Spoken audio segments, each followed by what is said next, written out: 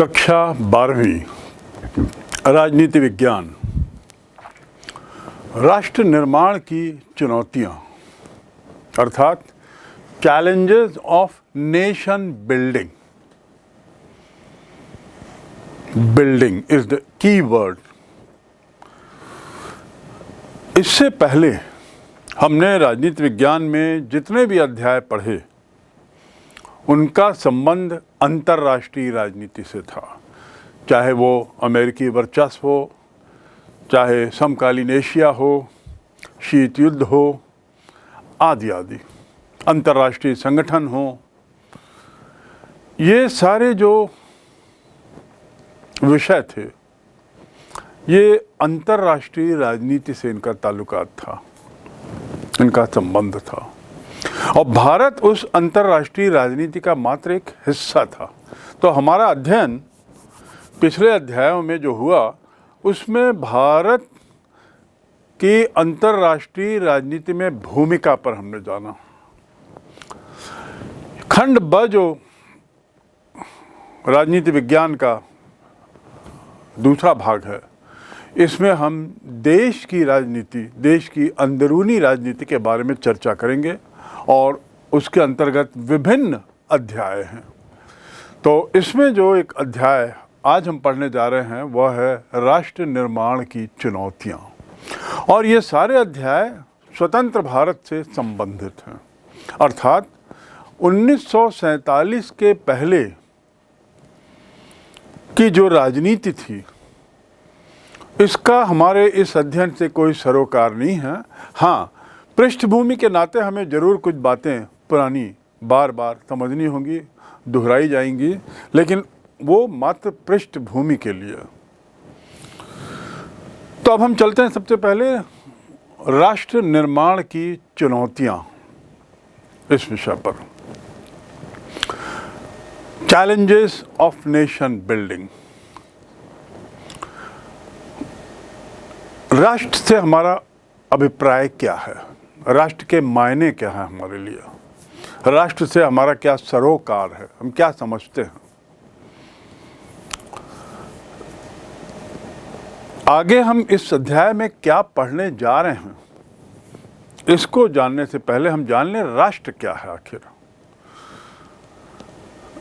राष्ट्र और राष्ट्र निर्माण को लेकर अलग अलग विद्वानों ने अलग अलग विचार रखे हैं। एक इतिहासकार राष्ट्रों के विकास की बात करते हैं, यानी राष्ट्र निर्माण की यदि चर्चा होती है तो उसमें राष्ट्र के विकास की चर्चा होती है। निर्माण और विकास ये दो अलग अलग चीज़ें हैं। एक मकान का मैं निर्माण करता हूँ और उसके बाद उसका विकास करता हूँ, बाद में कुछ और सुधार करता हूँ, कुछ और जोड़ता तोड़ता हूँ, वो विकास है। लेकिन प्रारंभ में उसका निर्माण होता है। तो फिर भी उसके बावजूद भी कुछ विद्वानों ने निर्माण और विकास को एक दूसरे से जोड़ दिया है। राष्ट्र विकास की यदि बात करें तो उसका अंग्रेजी में अनुवाद होगा ग्रोथ ऑफ नेशंस, राष्ट्रों का विकास। यानी राष्ट्र कैसे बने, विभिन्न राष्ट्र कैसे बने, इसका हम अध्ययन करेंगे। जबकि एक अन्य जो दृष्टिकोण है उसके अनुसार राष्ट्र निर्माण का अर्थ है नेशन बिल्डिंग। क्या है? Nation building. बिल्ड करना, बनाना, निर्मित करना। तीसरा दृष्टिकोण समाजवादी दृष्टिकोण है, और समाजवादी दृष्टिकोण में राष्ट्र विकास की बात ज़्यादा है। राष्ट्रों की विकास नहीं, राष्ट्र विकास। और राष्ट्र विकास का अंग्रेजी अनुवाद शायद आपको इस बात को और स्पष्ट कर देगा। राष्ट्र विकास से तात्पर्य है नेशन डेवलपमेंट। तो आपके सामने तीन शब्द आ गए हैं। पहला ग्रोथ ऑफ नेशंस, दूसरा नेशन बिल्डिंग, और तीसरा नेशनल डेवलपमेंट। राष्ट्र निर्माण एक सामाजिक प्रक्रिया है, ऐसा समाजशास्त्रियों का कहना है, ऐसा सामाजिक राजनीतिज्ञों का कहना है, राजनीतिक विचारकों का कहना है, राजनीतिज्ञों नहीं, राजनीतिक विचारक, सामाजिक राजनीतिक विचारकों का कहना है कि एक सामाजिक प्रक्रिया है। अब इससे हमारा क्या तात्पर्य है सामाजिक प्रक्रिया से? सामाजिक प्रक्रिया के मायने हैं कि उसके अंदर रहने वाले जो समूह हैं, विभिन्न समूह, इनमें एक तरीके की चेतना का जागरण करना, एक तरीके की चेतना को बढ़ाना, यानी इसका संबंध भावनाओं से है। और वो चेतना जो है वह कहलाती है राष्ट्रीय चेतना, और ऐसा राष्ट्रीय चेतना को बढ़ाते हुए एक राष्ट्र निर्माण की प्रक्रिया में शामिल होना। तो ये सामाजिक प्रक्रिया है, ऐसा राजनीतिक सामाजिक विचारकों का मानना है, और इसी के फलस्वरूप राष्ट्र का निर्माण होता है। अर्थात भावनाओं का, चैतन्यता का, राष्ट्र के प्रति चैतन्यता का बहुत अहम रोल है, बहुत अहम भूमिका है। डेविड विल्सन जो एक राजनीतिक विचारक हैं, उन्होंने कहा है कि राष्ट्र निर्माण का अभिप्राय ऐसी सामाजिक प्रक्रिया या प्रक्रियाएं हैं। इस शब्द को मैं बारंबार जोर दे रहा हूं कि इसका अर्थ समाज से है, सामाजिक प्रक्रिया है जिनके द्वारा कुछ समूहों में राष्ट्रीय चेतना उभरती है। एक प्रक्रिया है, इट्स अ प्रोसेस, और राष्ट्रीय चेतना को उभरती है, और ये लोग फिर संगठित होते हैं सामाजिक संरचनाओं के माध्यम से, फिर राजनैतिक स्वायत्तता पाते हैं। और इस राजनैतिक स्वायत्तता के मायने हैं कि एक राष्ट्र बनता है जो उनका स्वयं का राष्ट्र हो, स्वायत्तता हो। तो प्रक्रिया जो शुरू होती है वो समाज से होती है, सामाजिक चेतना की प्रक्रिया है राष्ट्र के प्रति। दूसरे विचारक हैं W.S. ड्यूश। ये इनके अनुसार राष्ट्र निर्माण की जो धारणा है वो एक बड़ी स्वैच्छिक धारणा है, लादी नहीं जा सकती। राष्ट्र निर्माण की जो बात होती है या राष्ट्र निर्माण की जो भावना, धारणा है, फीलिंग है, वो स्वैच्छिक है, लादी नहीं जा सकती, और इसके साथ ही यांत्रिक भी है, यानी मैकेनिकल है। सतत रूप से मशीन की तरह वो आगे बढ़ती रहती है, भावना पनपती रहती है। यांत्रिक है, स्वैच्छिक है, और अंत में उनका कहना है निर्माणात्मक है, निर्माण करती है। इसका जो लक्ष्य होता है वह होता है किसी चीज का निर्माण करना, और वो किसी चीज से क्या तात्पर्य है? राष्ट्रीय भावना से। तो इस प्रकार ड्यूश इन तीन बातों को जोड़ते हैं अपनी परिभाषा में, राष्ट्र निर्माण की परिभाषा देते हुए, और उसमें स्वैच्छिक, निर्माणात्मक और यांत्रिक धारणा की बात करते हैं। इससे अभिप्राय यह है कि जिस प्रकार एक मकान को बनाते समय हम लकड़ी, ईंट और मसाले, उसके विभिन्न नमूने, उसकी स्पीड बनाने की, धीमी हो या तीव्र हो, उसके जो विभिन्न अवयव हैं मकान बनाने के लिए, जो विभिन्न औजार हैं, विभिन्न तत्व हैं, उनके बीच में क्रमबद्धवार जोड़, ये सब एक निश्चित योजना के तहत होता है। और ऐसा करते हुए मकान निर्माण करने वाला उस हद तक स्वतंत्र है कि वह किस डिज़ाइन का, किस आकार का, किस प्रकार का मकान बनाए। तो उसमें स्वतंत्रता भी निहित रहती है, थोड़ा स्वतंत्र रहता है। निर्माण का जो चयन करता है, इच्छा जो बताता है, वो अपनी क्षमता के अनुसार करता है। उसी प्रकार राष्ट्र का निर्माण विभिन्न योजनाओं के तहत, विभिन्न प्रकार की सामग्री से, धीमे या तेज, विभिन्न स्तरों पर, लेकिन क्रमबद्ध तरीके से एक दूसरे को जोड़ने की प्रक्रिया है। और ये स्वतंत्र प्रक्रिया है, लादी नहीं जा सकती, थोपी नहीं जा सकती। ये ड्यूश की परिभाषा थी। तो राष्ट्र निर्माण, राष्ट्र विकास और राष्ट्रों का विकास, इस पे हम काफ़ी कुछ इनमें अंतर समझ गए। अब हम भारत की ओर थोड़ा मुड़ते हैं। भारत स्वतंत्र हुआ 15 अगस्त 1947 को। उससे पहले भारत, हम सब जानते हैं, अंग्रेजी साम्राज्य का उपनिवेश था, उसकी एक कॉलोनी थी, उसका गुलाम था और गुलामी से मुक्ति पाने के लिए लगभग 200 वर्ष तक लंबा एक आंदोलन चला। यदि 200 वर्ष नहीं तो 100 वर्ष तो चला। सन 1857 के आसपास से प्रारंभ होकर 1947 तक, तो एक लंबा दौर स्वतंत्रता का चला। उनसे स्वतंत्रता पाने के लिए, अंग्रेजी सत्ता से, अंग्रेजी साम्राज्यवाद से, और इस लंबे संघर्ष के उपरांत भारत एक स्वतंत्र राष्ट्र बना। इस आज़ादी के साथ हमें एक बहुत विशिष्ट दौर से गुजरना पड़ा और वह था विभाजन का दौर। भारत के साथ ये बड़ा एक दुर्भाग्य था कि स्वतंत्रता और विभाजन देश का, ये दोनों प्रक्रिया साथ साथ चली। विभाजन की पीड़ा ने हमारी स्वतंत्रता के आनंद को निश्चित रूप से बहुत कम कर दिया, लेकिन सच्चाई तो है कि हमें इस विभाजन की पीड़ा से उस काल में गुजरना पड़ा। ये विभाजन जो है ये क्यों हुआ, इसके पीछे का एक लंबा इतिहास है जो अन्य अध्यायों में हमने पढ़ा है, स्वतंत्रता संग्राम से संबंधित अध्यायों में, महात्मा गांधी से जुड़े हुए अध्यायों में। लेकिन इतना हम जान लें कि अंग्रेज़ों की कूटनीतिक चाल इसके पीछे एक कारण थी। कूटनीतिक चाल से अर्थ ये है, डिप्लोमेटिक तरीके से वे सतत रूप से प्रयासरत थे कि भारत का बंटवारा हो, और भारत के बंटवारे की ओर उतना उनका नहीं था जितना भारत के लोगों में भारत में रहने वाले लोगों के मन में एक दूसरे के प्रति बंटवारा हो जाए, एक दूसरे के प्रति एक तरीके से कहना चाहिए कड़वाहट पैदा हो जाए। तो इस प्रकार कूटनीतिक चाल के जरिए अंग्रेज़ों ने भारत को दो भागों में बांटकर एक तरीके से लोगों के दिलों को बांट दिया, और दिल को बांटने का परिणाम ही था कि अंततः दो नेशन, दो राष्ट्रों का निर्माण हुआ। अब जब ये विभाजन होता है तो उसके साथ साथ पलायन भी होता है।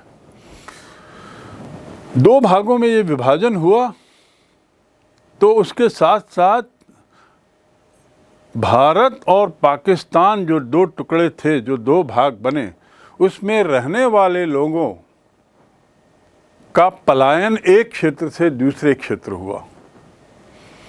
भागम भाग, इस क्षेत्र में रहने वाले लोग भारत की ओर आ रहे थे, भारत में रहने वाले लोग पाकिस्तान की ओर जा रहे थे, जिसके कई कारण थे। निचोड़ ये कि भारी मात्रा में विभाजन का परिणाम पलायन, और पलायन के दौरान बड़ी हिंसात्मक घटनाएं, बड़ी दर्दनाक घटनाएं हुई, और जो धर्मनिरपेक्षता की जो जड़ थी भारत में, क्योंकि भारत ने अपने को एक धर्मनिरपेक्ष राष्ट्र के रूप में पेश करने का प्रयास किया सतत रूप से, उसको बहुत ठेस पहुंची। सच्चाई तो है कि धर्मनिरपेक्षता के अस्तित्व पर ही बहुत बड़ा खतरा पैदा हो गया। देश के बंटवारे के कारण बड़ी संख्या में लोग पलायन किए और बड़ी संख्या में लोगों का विस्थापन हुआ। पलायन करना यानी भागना, एक जगह से दूसरी जगह जाना, और विस्थापन यानी कहीं पर जाकर किसी नई जगह पे जाना और वहाँ पे बसना। तो जाना एक प्रक्रिया चल रही थी, लाखों लोगों का जाना, इस क्षेत्र से इस क्षेत्र और इस क्षेत्र से इस क्षेत्र, और पूरे देश में यहाँ वहाँ से नई नई जगहों में जाना, जिसके बहुत से कारण थे। धार्मिक कारण मुख्य था, और उसके बाद वहाँ जाके बसने की समस्या, ये एक बहुत बड़ी समस्या थी। और इस दौरान जो हिंसा हुई, इस दौरान जो अत्याचार हुए, जो बड़ी दर्दनाक घटनाएं हुई, वो अपने तय अलग कहानी है। आज़ाद भारत के सामने 1947 में इस प्रकार हम देखते हैं, विस्थापितों का पुनर्निर्वास एक बहुत बड़ी समस्या थी, और उसका समाधान करना अत्यावश्यक था, क्योंकि ये संख्या जो थी लोगों के जाने आने की, पलायन की, ये लाखों में थी। ये संख्या जो थी ये लाखों में थी, और इतनी बड़ी संख्या में जब पलायन होता है और वो यहाँ वहाँ जाके बसने की कोशिश करते हैं, तो सुनिश्चित किया जाना पड़ता है कि उनकी बसाहट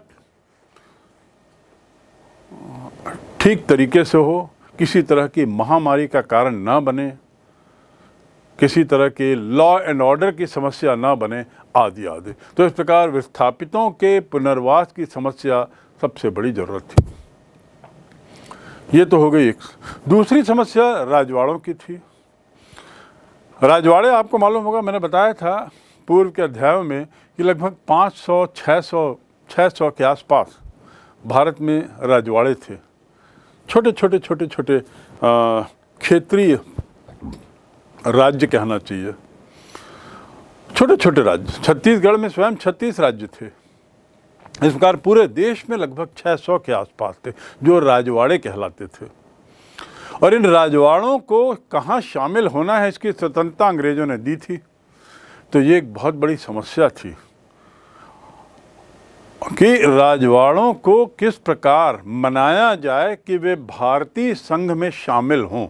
अन्यथा बहुत से राजवाड़े स्वतंत्र होने की बात कर रहे थे, स्वतंत्र ही रहने की बात कर रहे थे, पाकिस्तान में शामिल होने की बात कर रहे थे। कई राजवाड़े कुछ निर्णय ना ले पाने की स्थिति में थे। कई तरह की समस्याएं थीं। तो किस राज्य में, किस देश में शामिल होना है, किस राष्ट्र में शामिल होना है, ये एक दूसरी बहुत बड़ी समस्या थी और भारत के लिए बहुत अहम समस्या थी। इसी तारतम्य में आगे फिर भाषा को लेकर बहुत बड़ी समस्या आई। भाषाई आधार पर जो राज्यों का बंटवारा, राज्यों का निर्माण हुआ, जो करीब 1956-58 तक चला, भाषा के आधार पर राज्यों का मराठी महाराष्ट्र, पंजाबी पंजाब, हिंदी मध्य प्रदेश उत्तर प्रदेश, कोंकण कन्नड़ कर्नाटक की भाषा, तमिल तमिलनाडु की भाषा। तो भाषाई आधार पर राज्यों का निर्माण, इसको लेकर बहुत आंदोलन भी हुआ। ये स्वतंत्रता के बाद और आज़ाद भारत को ये एक बहुत बड़ी चुनौती थी। तो यदि हम चुनौतियों की बात करें तो इसमें भाषाई समस्या को लेकर उत्पन्न हुई चुनौती बहुत बड़ी समिति। तो इस अध्याय में हम राष्ट्र की चुनौतियों की बात करेंगे। What are the challenges that free India faced at the time of its freedom? अपनी स्वतंत्रता के समय भारत के सामने तत्कालीन समस्याएं क्या थीं और उसका किस तरीके से उसने समाधान निकाला, किस तरीके से उसको हल किया और सुनिश्चित किया कि भारत की सामने आई ये चुनौतियों को सही तरीके से निपटा जाए और एक राष्ट्र का निर्माण हो भारत के रूप में। विभाजन, विस्थापन, पुनर्वास, राजवाड़ों का विलय, राज्यों का पुनर्गठन, ये जो मुद्दे हैं इस पर हम इस अध्याय में चर्चा करने वाले हैं। तो हमारे अध्याय के मूल बिंदु ये हो गए, स्वतंत्र भारत की चुनौतियों के तहत ये हमारे विषय हैं इसके। और साथ ही इसमें हम इन विषयों पर बात करते हुए हम तत्कालीन भारत के जो सबसे बड़े नेता थे, जो प्रधानमंत्री बने, जिनके विचार देश की दिशा को निश्चित रूप से प्रभावित कर रहे थे और प्रधानमंत्री होने के नाते निश्चित रूप से उनके विचार सबसे अहम थे, तो थोड़ा हम ये भी जानेंगे कि इन बिंदुओं पर नेहरू की क्या सोच थी, पंडित जवाहरलाल नेहरू के क्या विचार थे, क्योंकि उनके विचारों ने पुनर्स्थापन, राजवाड़ों की समस्या, उनके विलय को लेकर, राज्यों के पुनर्गठन को लेकर, पुनर्वास की समस्या आदि पर उनके विचारों का काफ़ी प्रभाव था, वो होना भी था। तो हमारे इस विषय के अध्ययन का केंद्र ये बिंदु रहेंगे। 14-15 अगस्त की रात 12 बजे देश स्वतंत्र होता है। रात को 12 बजे से स्वतंत्र भारत की घोषणा होती है या स्वतंत्र भारत अस्तित्व में आता है। और ये जो अस्तित्व में आया, ये एक ब्रिटिश संसद के द्वारा पारित स्वतंत्रता अधिनियम के तहत भारत देश अस्तित्व में आया। स्वतंत्रता अधिनियम, इंडिपेंडेंस एक्ट, और इसे पारित किसने किया था? ब्रिटिश संसद ने, क्योंकि ब्रिटिश पार्लियामेंट का भारत के ऊपर शासन था, तो उसी के पास ये अधिकार था कि वो भारत को स्वतंत्र घोषित करे। और ऐसा होने पर जो लंबे समय की जो दास्ता से भारत पीड़ित था, वो स्वतंत्र हुआ। 200 वर्ष की बात यदि हम करते हैं कि लगभग 200 वर्ष की दास्ता हमने अंग्रेजों के अंतर्गत गुजारी, तो वो 200 वर्ष की शुरुआत कहाँ से होती है? हमको आपको मालूम है कि 1857 में प्रथम स्वतंत्रता संग्राम हुआ, फर्स्ट वॉर ऑफ इंडिपेंडेंस, या पहली क्रांति भारत में जिसको हम कहते हैं, राजनीतिक क्रांति, वो हुई। अब ये क्रांति 1857 में हुई और भारत स्वतंत्र हुआ 1947 में। तो इतने वर्षों तक तो निश्चित रूप से हम गुलाम थे 1857 के बाद से। 1857 में भी रानी लक्ष्मीबाई, तात्या टोपे और ये अन्य पेशवा और जितने अन्य लोग थे, इन्होंने भी अंग्रेजों के खिलाफ विद्रोह किया। अंग्रेजों के खिलाफ विद्रोह करने की जरूरत इसलिए पड़ी क्योंकि उस समय भी अंग्रेज लोग भारत में शासन कर रहे थे, पर वह शासन थोड़े दूसरे ढंग का था। 1857 के पहले भी अंग्रेज थे और 1857 के बाद भी अंग्रेज ही रहे, लेकिन 1857 के बाद जहां ब्रिटिश संसद के प्रतिनिधि भारत पर प्रत्यक्ष रूप से शासन करने लगे, 1857 के पहले ब्रिटिश कंपनी का शासन था जो संसद के अंतर्गत थी।